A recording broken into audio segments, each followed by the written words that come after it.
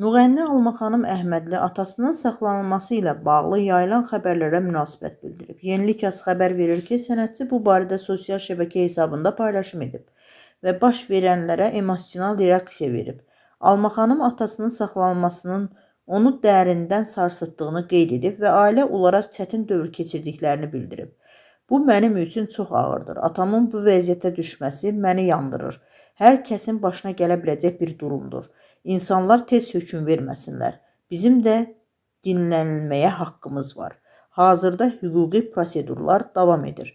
Nə baş verdiyini qanun müəyyən edəcək. Alma xanım Əhmədli həmçinin mediada yayılan bəzi məlumatların təhrif edildiyini deyərək rəsmi mənbələrə istinadən edilməsinin vacibliyini vurğulayıb. O bildirib ki, ailəsi ilə birlikdə atasının hüquqlarını qorumaq üçün bütün qanuni yolları seçəcəklər.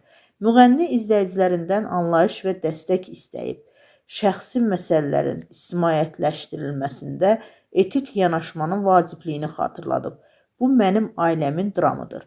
Zəhmət olmasa kimsə bu ağrının üzərindən şou düzəltməyə çalışmasın, deyə o əlavə edib. Qeyd edək ki, Alma xanım Əhmədlinin atası ilə bağlı hüquq mühafizə orqanlarından rəsmi açıqlama hələ verilməyib.